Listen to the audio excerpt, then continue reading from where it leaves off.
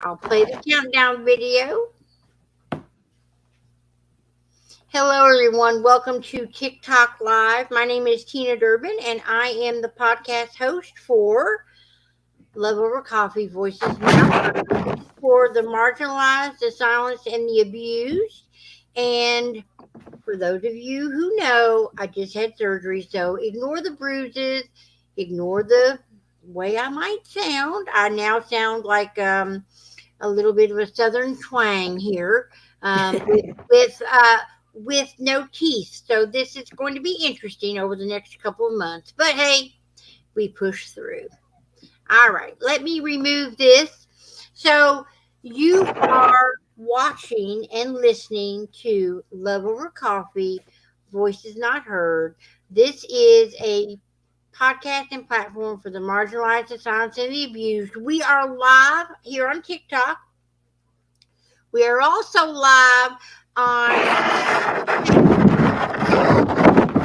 we are also live on YouTube, my personal page, Tina M. Durbin, and we're also live in a couple of groups. Okay.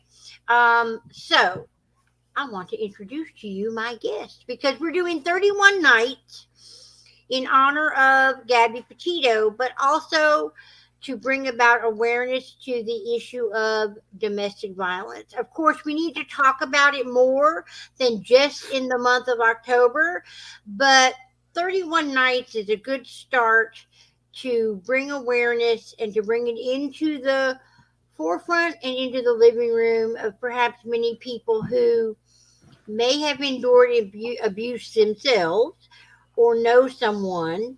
In fact, tonight I again dedicate this podcast to my own cousin Susie. She passed away earlier today. She is and was a warrior and a survivor. Endured much over the course of her lifetime, and also much addiction and substance abuse in relation to a lot of the abuse that she endured. So I want to just shout her out and offer this podcast up to her. So with that, let me go ahead and flip the camera. Now I have a TikTok shop. It has some items in it. Last night I got a violation because I'm still new to the whole TikTok shop idea. So if we get one again, I don't think anything happens, but I just want to let you know that in case it does, you'll know what's going on. All right. So this is my guest tonight, Nikki G. Um, Nikki is far more an expert than I am when it comes to abuse within cults because Nikki is a multi cult survivor. But I want to let her tell you a little bit about who she is, where she's been, where she's going before we dive into the topic tonight, which I think is a good one. So, Hello, Tina.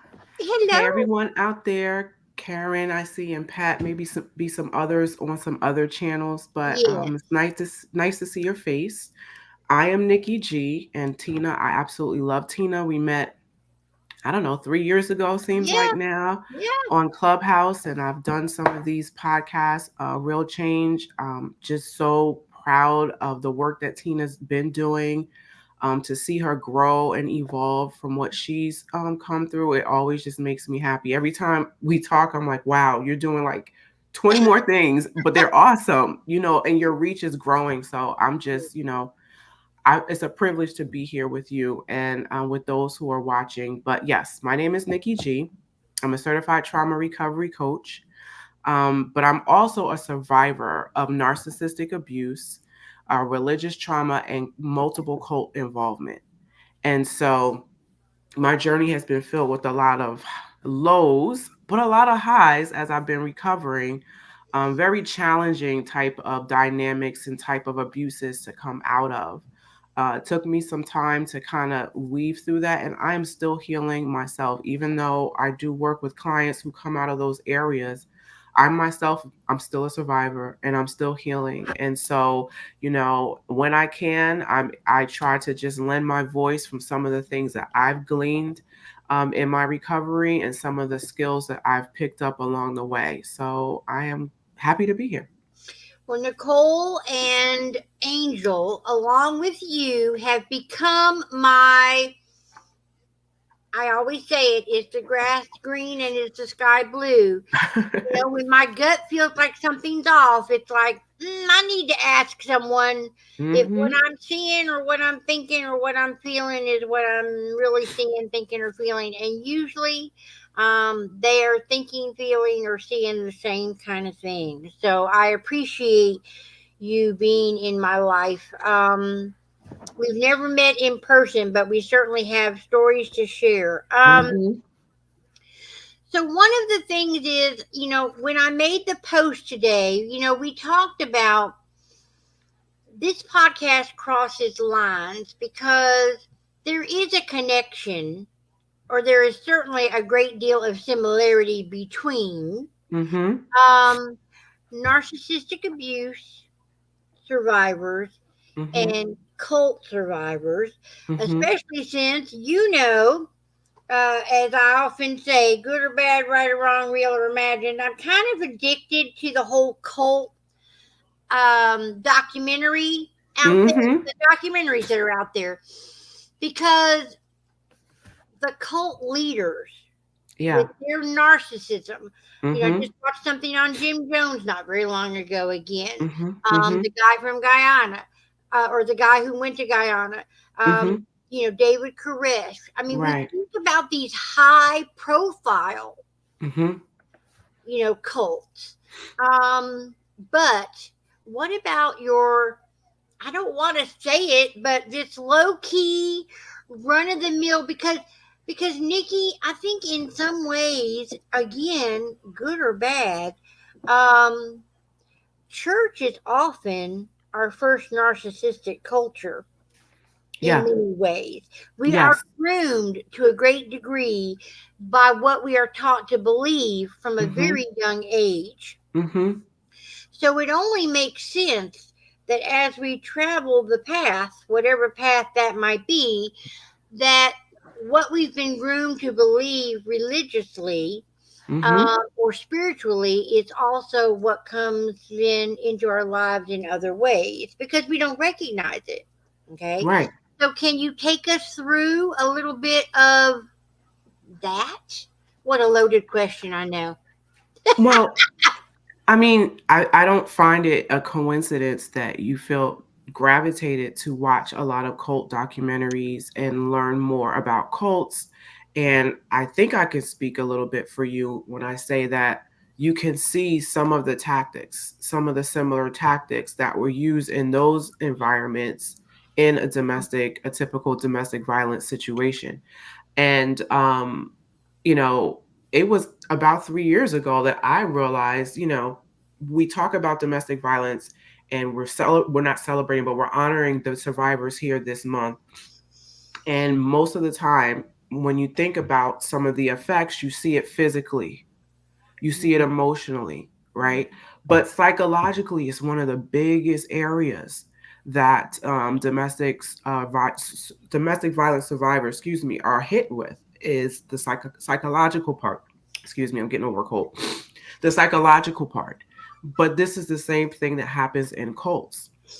And so in a kind of way, it is a form of domestic violence because your psyche is what is being attacked. Your psyche is what is being wounded, amongst other things, when you are in a cult.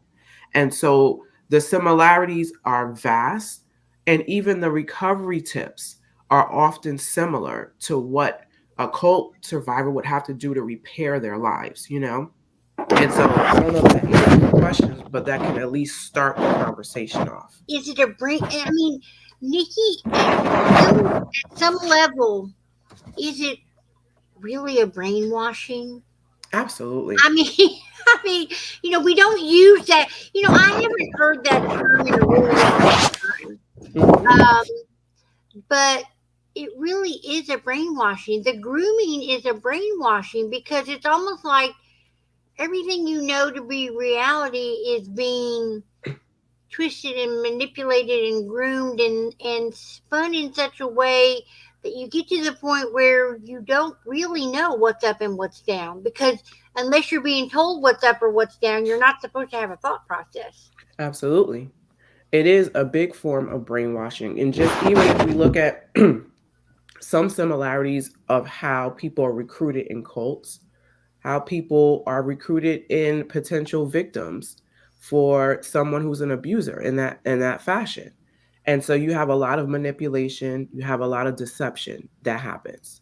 Like for cults, you have it where the leader is using techniques to appear one way, but they're really behind the scenes are a whole another way. They hide their true nature, and a lot of times that happens in cult culture. The leader, who they really are, is hidden, just like in the abuser in a domestic violence partnership. And like with a cult, especially religious cults, there's a lot of prophecy, there's a lot of dreams and vision terminology. God told me this, God showed me this about you, God told me this is what you're praying for, and you will get that answer Mm. next week. And so someone sits there like, oh my gosh, how did they know? No, I never told anyone. How did they know? And so you get drawn in. Or, the leader said, I had a dream and vision that someone would start coming to this church in the month of October towards the end after the lunar eclipse, and they were going to have a red shirt on. Well, they could have made that up. You're sitting in the back of the But church with a someone red is shirt. there. Right. But there's this euphoria that people feel when they hear a prophetic word or they hear someone say something about them, and they typically shouldn't know that information. There is some type of validation, there's some type of I'm being seen, there's some type of somebody knows me beyond me. There is this thought process of somebody cares enough to actually call that out and call me higher, and we become very smitten and drawn in. It's very seductive, That's what I was going to say. spiritual It's very love bombing. seductive. Seductive Very is a good seductive, word. Yeah. especially if you're coming in to a church or spiritual community and you are at an all-time low. You just lost your job, maybe you lost a loved one, you're having difficulties in life, and you come into a spiritual community or a religious cult, but you don't know that's what it is, and you hear someone single you out. I heard a friend of mine that said when they first started going to this church, all of a sudden, people started coming around and just hugging him. And the leader is telling people, go over there and pour some love on that gentleman. They didn't ask, they Mhm. just did that. And he felt weird. He didn't know what to do with that information because it's just like, I don't really know you. Where is this coming from? But there is something about that love bombing, seductive drawing that says, I see you. I want to help you. I want to support you. I want to validate you. And it is very addictive. And if I'm in a bad place in my life, hey, what's wrong with this church? Somebody cares about me. What's wrong with this partner? They see me. And then what's really bad, Nikki, is they draw you in not only through all of those mental and psychological and emotional tactics, but then they also prey, and I mean PREY, prey on the ones who are homeless or don't Yes. have clothes, who are hungry, because those people also need something from them. Yeah. I know that I used to, when I worked on campus, I saw a lot of the young churches reaching out to a lot of our students from other countries who Mm-hmm. were not Christian, Mm-hmm. but who were in need of and hungry for something that looked like home away from home. Yes. And I could see it being manipulated and massaged, Mhm. and Mhm. it felt dirty. It felt Yeah. dirty. Yeah. And that's the thing. A lot of times cult leaders and domestic violence abusers, they are aware of some of our weaknesses, our insecurities, our vulnerabilities even before we are aware. So we go into these communities, we connect with these people, and it's almost like, I mean, some people may not believe it, but it's almost like an aura that we give off, but we're not aware. We're just existing in life. So it's not our fault. But these abusers, like you said, they pray, they look for, it's almost like a smell to them. I mean, if that's a real thing, that they're like, I and if think it they is. We're and gonna if they say have, it is. we're gonna say it is. And if they have a conversation, it's usually in those first 1 to 3 initial conversations with that cult leader or with that potential romantic partner that will eventually abuse. They can get a good reading on, they hear no sense of belonging. They don't really know who they are. They're lonely, Or they're you on a know. journey to find out who they are. Right. Or in the cult context, more so religious cult context, oh, they want to be guided. Spiritual cults, they're looking for a guru. They don't really know their next step in life. I can guide them. So then they start turning up the volume with their wisdom and they start waxing eloquent about all the things they know. And so they start meeting the need in the first 1 to 3 conversations. And the victim has no idea this is going on. All they know is, I wanted to connect with someone that was this wise, this It's that spiritual. connection. It's the That is it's where the they. attachment. Mhm. It's the attachment. Attachment. Yeah, And that's they attachment. know in order to attach, they have to bait the victim. The Yes. victim won't arbitrarily just give up in themselves and say, "Here, attach to me, attach to me." It doesn't work that way. They look for the bait and they bait the victim. And they use sense of belonging. They use, I need validation. I don't know who I am. Can you tell me who I am?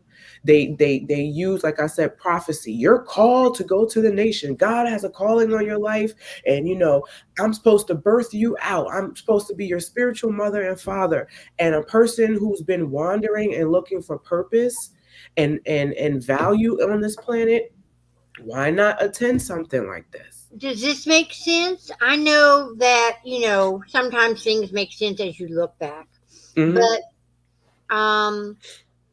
I know that I shared a lot early on about Mm-hmm. my journey and my path. And, a couple of the things that I think people probably can sense about me is I love words of affirmation.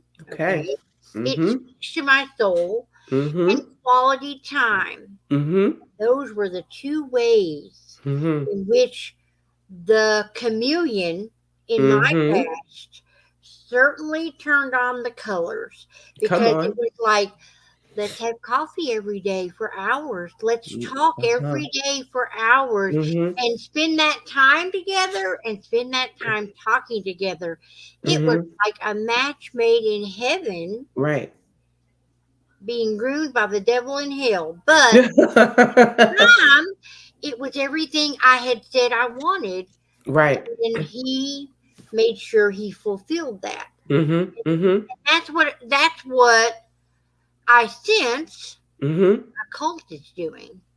Oh, absolutely. And with that, there is intentionality as to why, whether it's an abuser in a romantic relationship or, in a cult, there's an intentionality why they are consistent in the beginning. They have to create that dependency bond. If they did it once in a blue moon or sporadically, And it would take it's too constant, long. It would take too long for that right? bond to form. And in that time frame, that person could possibly see what's up with the community, Mhm. what's up with the person. So that's why initially they have to strike and strike hard and fast.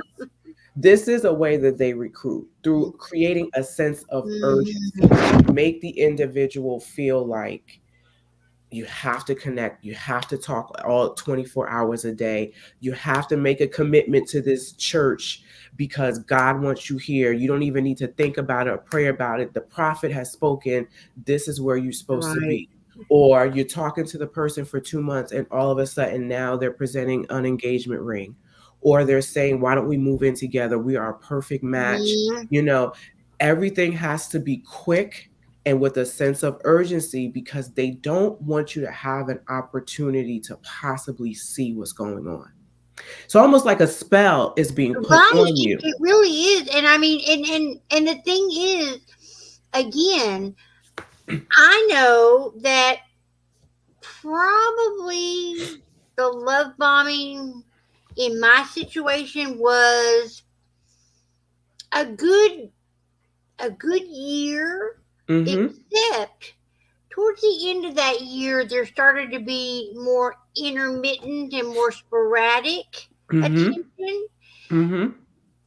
and the sporadic and the intermittent attention meant that because I had gotten groomed and addicted and connected to the initial, Mm-hmm. as I questioned, then there was more and more, oh, but you shouldn't question. You already know who I am. You already know, what I'm about. Why don't you trust me? And then it started, and then that starts the phase of you start to turn inward and say, well, I do trust him and I do know him. I mean, I've Right, been, right, know.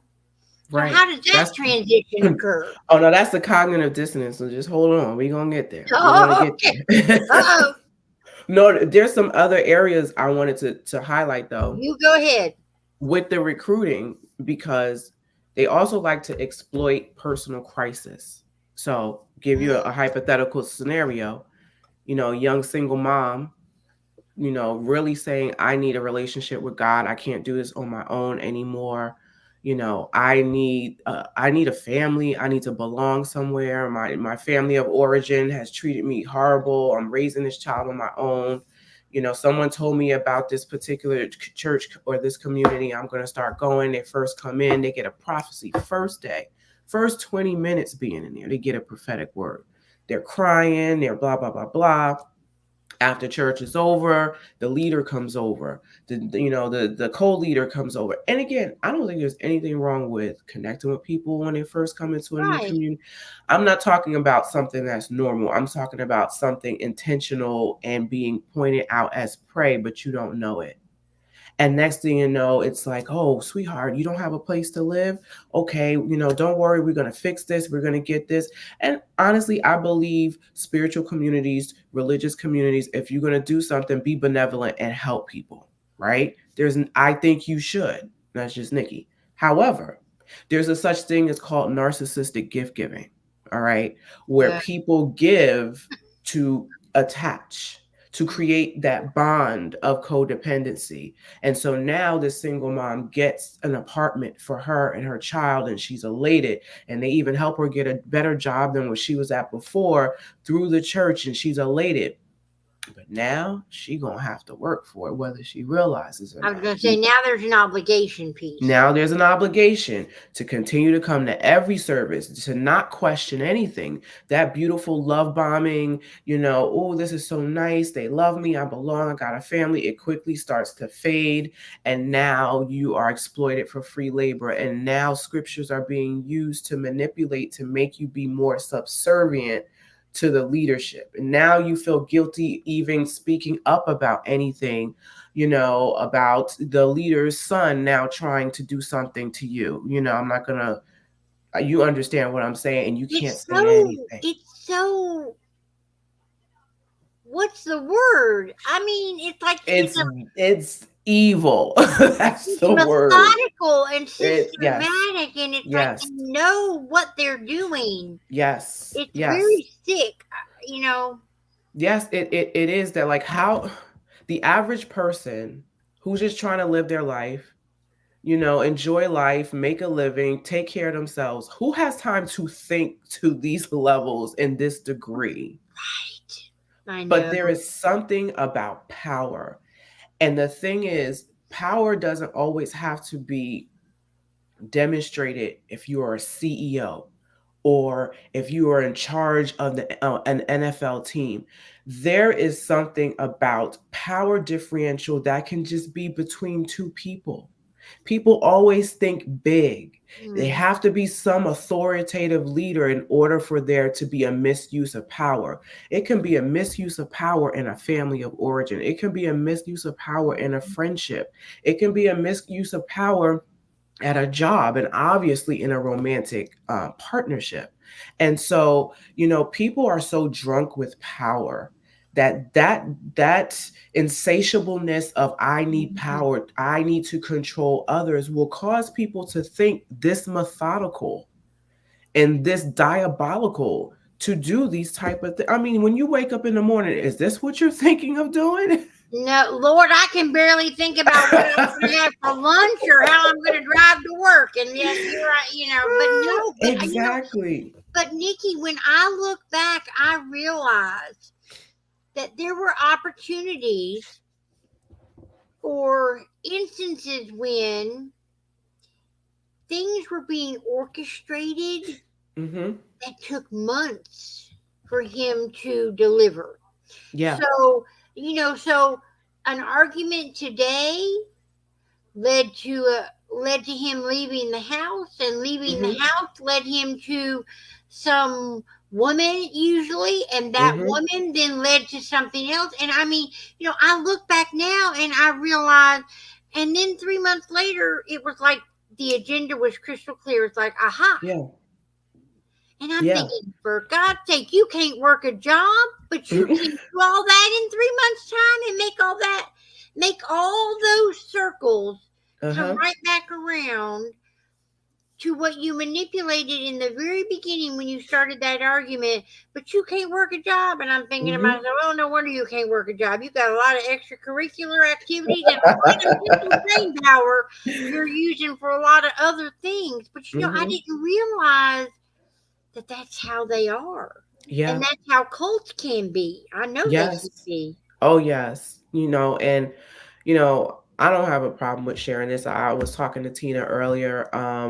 Like I said in the beginning, I am a survivor of multiple cults, and one of the cults that I was a part of, and for those that know me from Clubhouse, I haven't really shared all the different cults I've been in just for my own personal reasons, but I feel like I can do this now, and I will come back for part two so we can fully lay this Oh out. yeah. Oh, Nick will go. Um, but I'm a former member of the International House of Prayer in Kansas City, and unfortunately, this past weekend, a bombshell was dropped. It's kind of all over the news and on social media about the senior leader of that cult. Obviously, they don't call it that. And he was accused of, many women have come forward and talked about sexual abuse over decades. This ministry has been filled with so many young people, so many people giving up scholarships to go to college, walking away from careers and six-figure jobs to move to Kansas City because they believe the words of this so-called prophet. And since this news has come out this weekend, just sitting with that, and I have a lot more to sit with, and just what people do with that power hungriness, right? But what people do to sway people. I think Shirley put that in the comments, to entrap people, Right. to isolate people, to do and fulfill agendas that they have. This is why I tell people a lot of times, a person's will is one of the most precious things about a human being, at least in Nikki's eyes, I right? I know people that if I said don't go into the burning building, and this is hypothetical, they won't listen to me and will walk inside that burning building. And they have their own will and right to walk in that burning building if they so choose. And as much as I care for them, I have to respect their decision of their will. It is very easy for any of us to get very manipulative when it comes to people's wills because we want to save them. We want to see them in better situations. We want to see them do better for themselves. And I try, especially if you are a parent.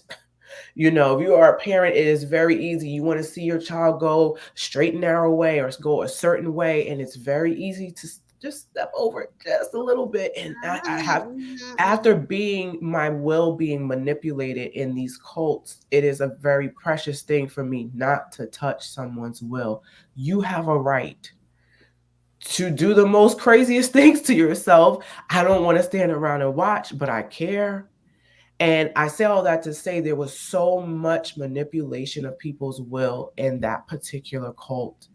And it's too much to go into now, but I will have to come back just for your cult series or whatever and really expound on how that happened, from musically to the teaching to how people live there to the belief of certain prophetic words, and just what happens when you believe a person to the degree you've not vetted, you've not critically think, but you just, I believe, and what that can do and what road it can take you down. So you know, I sit here, even though I'm a coach, I'm sitting here more as a survivor today with Right. all of this news coming out than anything else, you know. And that's the other area of recruitment that I believe cults and abusers do in domestic violence situation. They promise to fulfill your needs, your insecurities, your visions, the dreams you have, you know, your sense of purpose, you know, in a cult, religious or spiritual. Hey, you have need to be enlightened. You have need to align all your chakras. You have need to understand, you know, esoteric things. Come to this place, you know, lay your head down in this place. We will help you. Domestic violence, partner relationship, you know, this is love here. They didn't love you before because they didn't know you, but I've taken the time to hear your stories and I know you, and I'm not going anywhere. You can And right rest in my there, love. and Nikki, right there is the most insidiously disgusting piece Yes. of this, is that Yes. they will get to the very core of Mm-hmm. who you are Mm-hmm. and then twist it and Yep. manipulate it, mix Yep. the truth with a lie. Yes. You will end up to be the one so confused and Mm-hmm. so worn down, exhausted, because their agenda Uh-huh. is insatiable. Yes. Like, Yes. where does it stop? It doesn't. Yes. And I mean, a lot of times when we're talking about what Absolutely, what we're, Tanya. Should they isolate you? oh yeah, yeah, Absolutely. yeah. What we're talking about 9 times out of 10 are people that have high level narcissistic traits and or potentially the disorder or the pathology of narcissism. And people that have those type of traits, they want supply. They are hungry for someone to feed them, to take care of them, to validate them, to worship them, to make them feel great, to make them feel needed. This is something that they look for and they hunt for. And a big reason why is because they are afraid of their own selves. They're afraid of the darkness within. When we see darkness, or we see weakness rather, we go and get therapy. We go pray. We go talk to someone. You know, Right, we right. get help. We read books. We go online. They don't do that. They disassociate themselves from their true self because to them it is too dark, it is too miserable, and it brings them too much shame, and they can't deal with the shame. Shame feels like a knife going in their back. So they totally disconnect But with that. Nikki, they are more than happy to stick it in yours. Oh, of course, because look, this is how they've learned how to cope. Don't look at my stuff, but let me Mhm. learn to create a whole nother image of who I think people would like and be attracted to, right? And then once I create that whole image, now I start, it's almost like they go into this image, you know, like you go to those amusement parks and you put your body in as the different eyes, but it, you know, Right, the and mirror. so Yes, and they go in and they become who they think Tina would want. They become who they think Yeah. Karen would want, or Pat would want, or Shirley would want, or whoever else is listening. And they start to learn, and this is how they mirror. And if they feel like you're going to get out of line, then they start to project, then they start to abuse, then they start to gaslight because they are now attached to you and they need you just as much as you need them, but for totally different reasons. As Shirley is saying, they even twist the knife and then pour salt on it. Well, come on. And Exactly. they will watch you burn, Right. all while saying, "I told you she was crazy." Because Yeah. that's the other thing, that while you are doing everything for them, Mm-hmm. ultimately at the end of the day, they're not doing anything for you that was originally promised, or Mm-hmm. what they are doing is it's all still self-serving. It's like Absolutely. it's to pump up their program, their numbers, or to pump up their agenda. Right. It all, no matter what they are doing for you, it all still comes back to them. Right. Yes. But again, you don't realize it. It's very subtle. It's a very It is. But this is why, you know, I am very strong about letting people know this is a personality disorder. right, And let me tell you, with right. all these cults rising up and more domestic violence cases rising up, it is to me, how I see it, a picture of the increase of so many people with undiagnosed mental health disorders. Hmm. They're not going to get evaluated, they're not going to get screened, and that means they're not going to get help. And they are leading churches and they are leading spiritual communities and they are giving people words of affirmation and they're promising people the world. I'll get you out of, that situation you're in right now. I'll put you up in a better job. They're promising all these things because they need supply. They don't like to be alone, because in Right. aloneness is when they are reminded of their low self-worth. They're reminded of their insecurity. They're reminded of their darkness, and they hate that. That's why when people can see who they are and tell them, it sends them into a narcissistic rage, Right. because it reminds them of who they try to run away from, and they don't like that. And they are aware that that exists, but they are so connected to this false person that they have become most of their lives, Right. who get narc supply and abuse as a coping mechanism. They're so connected with that, that this is why they don't feel like they need to take care of anybody else. They need to take care of themselves in order to exist. Well, I'm and not. I mean, that's Go their ahead. survival. That's Yeah. their survival mode. Well, you mentioned, because I don't know about the TikTok thing. Okay. There's a book pinned in the shop called the Shadow Work, and Mm-hmm. it is looking into those dark places within yourself to Mm-hmm. figure out your own trauma and how many times we lead with our trauma. Mm-hmm. And it's not necessarily a bad thing, Mm-hmm. because we want to connect with people who are like minded and like us. The problem is when you lead with your trauma, you usually don't have the boundaries of self love and self care and self respect. And what Mm-hmm. will happen is you'll meet someone who preys upon your Mm-hmm. trauma Mm-hmm. rather than truly wishing to help you through your trauma Mm-hmm. or bringing you to the other side of it. They Mm-hmm. see it as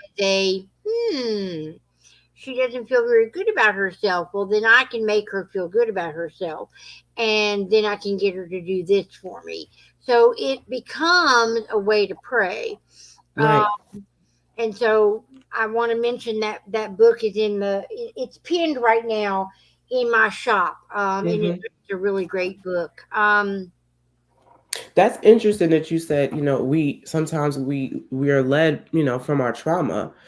And I would even add to that, we often seek and search sometimes from our unhealed trauma. And we seek Amen. and we search and we connect sometimes from our unmet needs from our family of origin. A We have the big church up in here reason without the cult. yeah, a big reason why I was attracted to so many narcissistic people in my life and so many cults and things of that nature. Obviously, I made the choice in my own being, but it felt so familiar to me because of what took place in my family of origin. And what I did not receive, I looked for that in a partner. I looked for that in friendships. I looked for that in church communities. I wanted spiritual parents Mm, because there was a deficit in me receiving parenting from my own parents. And right. I was not aware that that's what I was moving. So I kept cult hopping from one cult to another cult because I was looking for what I did not receive. But And Nick, I know, you're not unique because so many people are. right, I mean, that's why. I mean, that's why drug use is the way it is because right, drug use is another outgo of yeah, trauma. mm-hmm, mm-hmm, People are searching for something to escape from their right, daily, I don't want to say nightmare, but just their daily existence is not enough. right.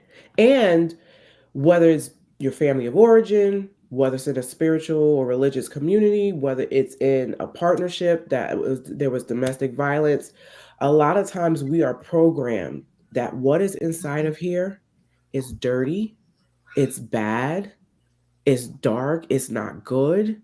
Don't connect with what's inside because it's nothing. We've heard these words from our parents, from our teachers, from partners, from leadership when they couldn't get their way, and we don't realize how much we have ingested these things and internalized these things. And now we live and move believing that we can't come inside here and actually connect with ourselves. On my website, it says, come home to self. But Because Nikki, there's, it doesn't even have to come from being told. mm-hmm, You're being told by even the images on television. I mean, that's right. how many people do you see that don't have their teeth unless they're being made fun of? How Mm-hmm, many mm-hmm, people are made fun of by, they have glasses and, mm-hmm, you mm-hmm, look and you don't see yourself. You mm-hmm, don't see a reflection of yourself mm-hmm. being presented. And sometimes when they are presented, it's not in a positive way. And it takes a lot for a trauma survivor in these areas that we're discussing to come away from all of that indoctrination that says we're not good, that we are not worth it, that we are not worthy, and rebuild that identity to see the Absolutely. beauty inside, to see the worthiness inside, to see the wisdom inside, to see that love that's inside of us that's waiting for us to connect with that love from our inner child so that we can love ourselves. And that's a tall order when you're recovering. And it takes time where you can It takes before you time. can get there and do that. It doesn't happen overnight. We beat ourselves up more in the beginning stages of recovery than we do speaking kind to ourselves and being patient with ourselves. Like I said earlier, this bomb dropped this weekend, and all this stuff started coming back up. Memories. I was going down memory lane and remembering this and remembering that, and I could feel my body was responding to it. And I had to take a second and say, "Okay, Nick, it's okay. This was it's still not your fault. Even though you came there with all of these unmet, you didn't know. This is not your fault. It's okay. We will process these feelings, write it, type it out, sing it out, journal it out, whatever you have to do. And we're going to work through this, but it's okay. Don't beat yourself up. Right. Don't say it's my fault. I should have known. Nobody joins a cult and nobody joins an abuser. And, we don't join that. We are sold a bag of goods, so it seems. And when we pick it up, it disintegrates in our hand. And by that time, it's too late. We're already connected. Right. Right. Well, I know, one of the things that, I mean, when you leave an abusive relationship, and Mm-hmm. I'm assuming, based only on what I've watched, Mm-hmm. but, Mm-hmm. and listened to Nikki many times because I hang on her every word. Um, when you think about leaving a cult, it's almost like you have no thought of your own. Mm-mm. So how Mm-mm. do you, because I had to figure out, what do I like? What should I do? Mm-hmm. What time Mm-hmm. should I get up? What time should I go to Mm-hmm. bed? I mean, what does my daily life look like? Because Mm-hmm. everything Everything. revolves Mm-hmm. around the abuse, Mm-hmm. fault or domestic Absolutely. situation. Because when you wake up in the morning, you don't know what mood they're in. When Mm-hmm. you go to bed at night, you have no idea what has happened most of the day. Your Mm-hmm. inability to process it, only some emotional responses, and Mm-hmm. you're still trying to figure out what your body is feeling, what your brain is thinking, what you're emotionally feeling. It's a very confusing time. So, Yeah. how does someone come out of these relationships? How is that similar? And how do And you heal? and I'm glad because you bring that up because that is a big similarity that I even forgot to put in my notes. You don't know who you are when the smelling salt wakes you up and you're coming out of the spell. That's why I asked 'Cause that question. Yeah. Tell us who you are. Right. We don't realize it. For some, you might have known a little bit, and then a lot of that got put on pause while you were in the duration of this abuse. And now you have to pick up the pieces. For some people, it's reinventing your identity. For some, it's building it straight cold turkey for the first time because many of us have found I was really never connected to myself That's true. before even the relationship. And the awareness of that sometimes can feel very shocking and, shameful. Like, That's what I was you going to say. know, Shameful. it feels shameful because it's like, especially when you're older, you're like, I should have known. How did I thought I knew me. And Mhm. it's like, but again, both areas really chisel on your identity anyway. And trauma in and of itself is termed the great disconnector. It disconnects you from yourself, it disconnects you from others in interpersonal relationships, and it disconnects you from higher power, God, whomever people respect as their spiritual I say God covering. of my understanding, There whatever you go. that might There be. you go. Universe, energy, But vibe, whatever. But for a cult, when you are in a cult, it's almost as if a cult persona is developed while you're in there to survive, almost like an inauthentic version of yourself, just like the narc almost, but totally different. Mm-hmm. They erect an image to use to exploit and abuse people.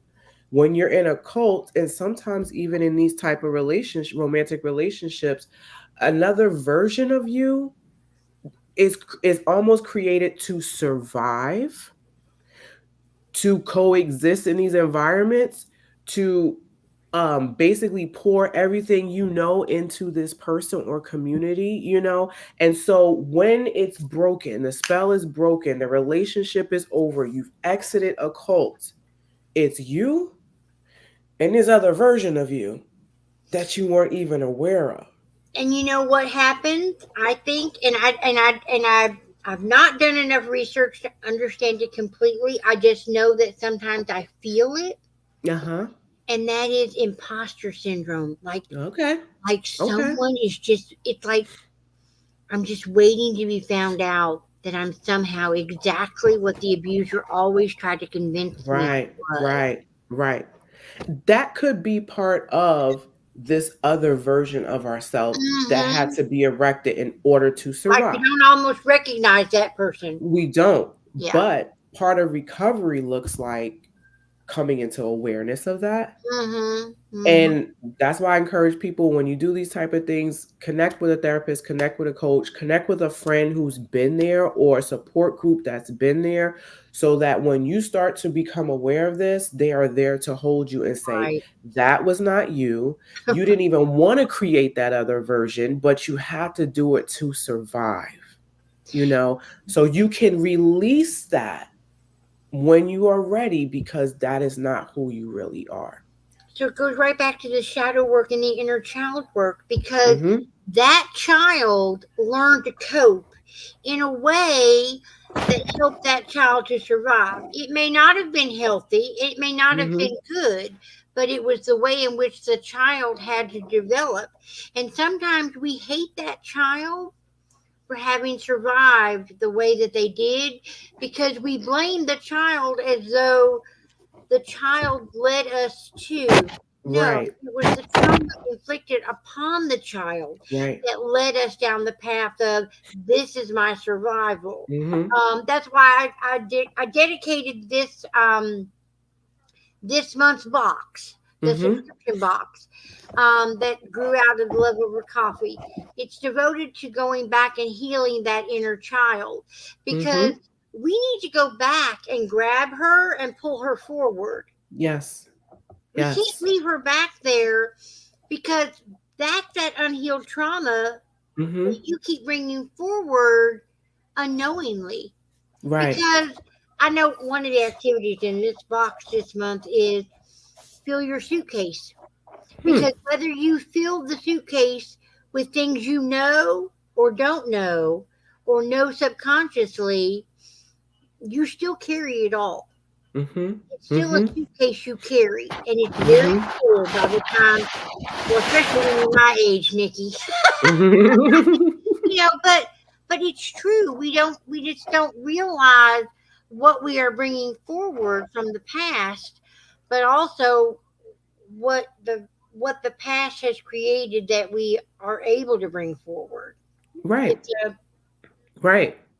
And it takes courage to do shadow work. It takes courage to connect with your inner child.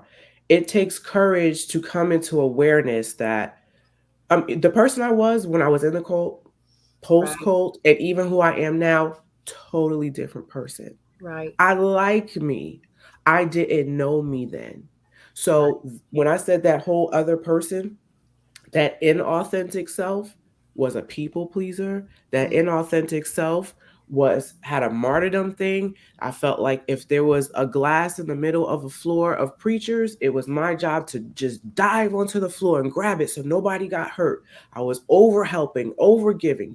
This is what I'm talking about, this inauthentic self. And but it didn't develop in those cults. It developed in my family of origin. And I learned these techniques by example, by my environment, by and the you were narc led abuse. to the cult. And I was led to continue to copy and paste in Hmm. the different ministries that I was in. But all of this was subconscious. The last cult I was in, now I started to read, I started to learn, I started to comprehend, and that helped to break some of the cycle of me continuing to go into Right, this, into this, into this.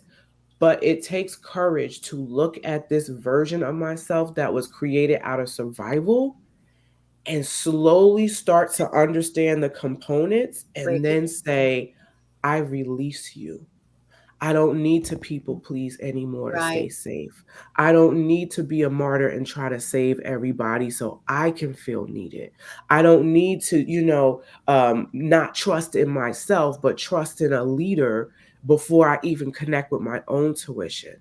I Hmm. don't need to give my last dollar and put everybody else's health ahead of my own health. I don't need to do these things anymore. So I release that version of myself and I come into alignment with who I am always was supposed to be in the first place. That is the truth right there. Right there. You come, you know, wherever you started is where you will end up. There may Mhm. be a path and a half Mhm. going around in circles for a while, but you'll get to where it is you're supposed to be. Right. Um, and I don't mean that in a biblical or a spiritual self. I mean, Mm-hmm. you know, I just took a class on the cosmic Christ and the Mm. idea that really it's all energy.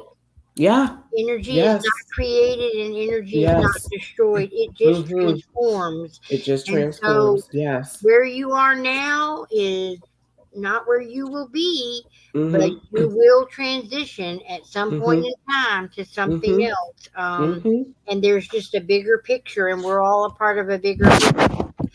And like I said, and that bigger picture doesn't necessarily have to be Christianity or Right. Islam. It's just a bigger picture. Mm-hmm. Um, we're coming up on the hour, which is never enough damn time because Nikki and I, we do our best to plan this out, and partly I know it's me because I want the conversation to grow organically. I want Yeah, of course. it Me to feel too. like two people having coffee and learning about each other and sharing lived experiences, both Mm-hmm. similar and different, and how they connect and how we connect and Mm-hmm. how the conversation grows. And through its growth, there is Mm-hmm. reflection on both sides as Mm-hmm. to where we are and where we're not and where we're maybe going and where we've been and where we're not going. All of those questions I asked at the beginning. I Can just I okay, I'm sorry. I want to give you a chance for a final word. Mm-hmm. Before we do that, there are three boxes left this month. So if you're interested, check out the link in the bio. Message me. Um, I come from a background of financial abuse. So if for some reason you cannot afford the box, please reach out to me and we will find a sponsor or some way in which to get that covered. It is not, you know, I know that much of Nikki's work and much of my work, it comes from where we've been and the Mm-hmm. desire to help another. And Mm-hmm. as much as we would like to pay our light bill, there are times a Starbucks coffee is just fine. So I just want to say, if you have any questions or anything like that, please reach out to me. My messenger is open, and I'm on Facebook and all the other places that are usually in the post. So, Nikki, final thoughts, final words, and then we're gonna schedule another one because Oh we're yeah, yeah, yeah. Yeah, always come yeah. to the end, and it's like no. Well, I just, I wasn't able to get into everything that I wanted to I, get into. It's okay, always happens. But if you're out there and you find yourself in a situation where you are in a toxic, abusive, spiritual or religious community, you're not sure if it's cultish, but it's toxic and you don't like how you feel when you're in it. If you are in a relationship right now and you're feeling like, I'm, trying to exit, I need to exit out of that too. What do I do? How do I start moving forward? All these things that you ladies were talking about, there's so many different tips, but I would piggyback on what I left off about rediscovering, reconnecting with yourself is so important. And for some, there's so much shame and so much blame that we do because they've programmed us to do this. We find that hard and difficult to do, which is why another tip is find a support group, find a professional, find a coach. I am a certified trauma recovery coach. I help people through narcissistic abuse, cult involvement, and religious trauma. I have a community that is starting now. And so if you are interested on that, please go to my website, NikkiGSpeaks.com, and you'll find all you need to know on that platform. But connecting in community with people who understand and have been there, that are going to validate you, not invalidate your experience, are so important. Take it easy and be kind to yourself, because this level of psychological, emotional, and physical abuse is not something that people just snap and they're just fine in 2 seconds. I'm still healing. I don't know about you, but I think you're still I, healing, Tina. mhm. Probably the other people, Shirley and Karen and other people that maybe Pat, we're still healing. But we're in a position where we're able to reach back and help our brothers and sisters behind us and say, look, you don't have to do this alone. We're here for each other. Tina has this platform, YouTube, TikTok, Facebook, and she does this to help survivors, to let them know there are resources, there are people that understand and get it, and you don't have to recover alone. So, You're not alone. That is, I yes. think, because I think that is what Clubhouse helped me to Mm-hmm. move forward in, Yes, is that yes. there was a community of Right. individuals whose voices we could actually hear and listen Mm-hmm. to their stories and realize that my story was their story and their story was another Yes. story, and see all the similarities and to see the healing happening in real time. Mm-hmm. Mm-hmm. Kimmy, um, I want to say that Kimmy will be our guest tomorrow night as we come forward to the 30th. It's hard to believe that 31 nights is almost over. But the podcast continues in weekly, if not bi weekly. Um, so, tomorrow night, one of our own junk journaling community will be our guest tomorrow night to tell her story. And on the 31st, Gina will be here, Gina Medico, to talk about wrapping it up. What are some aha moments? What are some highlights? What are some takeaways? Um, what are some steps moving forward? So, if you're out there on TikTok, thank you for the love and the likes and the shares. Thank you so much for the gift. It all helps the algorithm. And I know that 31 nights is a lot to commit to. So I appreciate many of you who have been here night after night after night. Um, Please, peace, love, and light. Go rest your brain, rest your Mm-hmm. heart, rest your emotions.